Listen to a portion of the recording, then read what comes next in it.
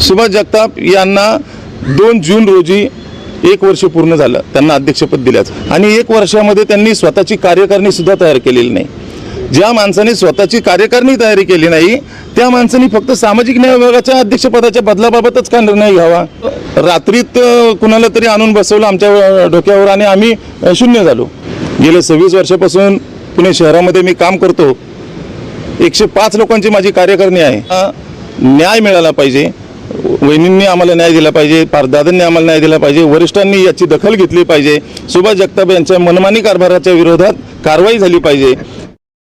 राष्ट्रवादीमध्ये सगळं आलबेल आहे का? तुमचं काय नेमकं राजीनाम्याचं कारण काय? नमस्कार. सर्वप्रथम तर मी सन्माननीय अजितदादांच्या स्मृतीला वंदन करतो. शाहू फुले आंबेडकरांच्या विचारांनी चालणारा हा पक्ष, या पक्षामध्ये मागासवर्गीयांना नेहमीच न्याय मिळत आलेला आहे. दादांच्या काळामध्ये आज अशी परिस्थिती आहे, मी राष्ट्रवादी काँग्रेस पार्टी सामाजिक न्याय विभागाचा पुणे शहर अध्यक्ष म्हणून कार्यरत आहे. गेले 26 वर्षापासून पुणे शहरामध्ये मी काम करतो. 105 लोकांची माझी कार्यकारिणी आहे.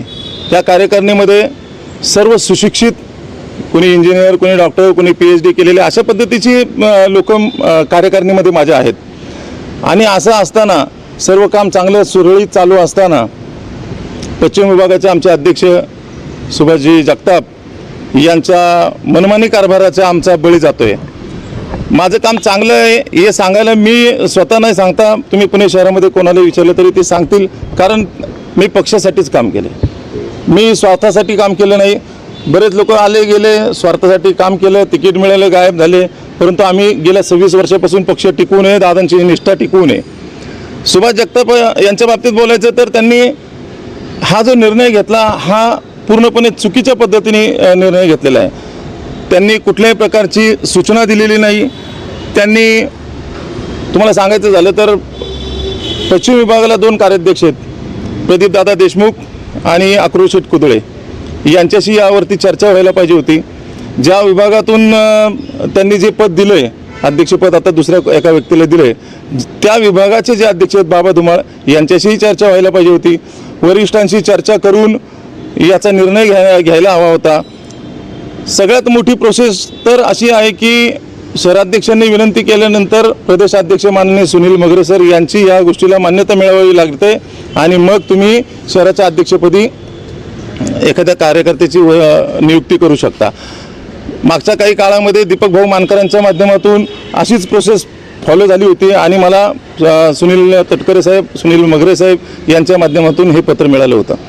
परंतु आता तसं न करता एखादा कार्यकर्ता त्यांच्यापर्यंत गेला, त्यांनी समोर बघितलं आणि लगेचच त्याला एखाद्या शहराच्या अध्यक्षपदाचं पत्र दिलं, तर ही बाब पूर्णपणे चुकीची आहे. आम्ही त्याचा निषेध करतो. माझ्याबरोबर काम करणारे 105 कार्यकर्ते जे आहेत त्याच्याबरोबरीने अजून भरपूर पदाधिकारी आहेत की जे पदाधिकारी आता विचार करू लागले आहेत की आपण जर गेल्या 2 वर्षापासून काम केलं, हे काम शून्य झालं का? तर रात्रीत कुणाला तरी आणून बसवलं आमच्या डोक्यावर आणि आम्ही शून्य झालो. उद्या आमचं भविष्य काय?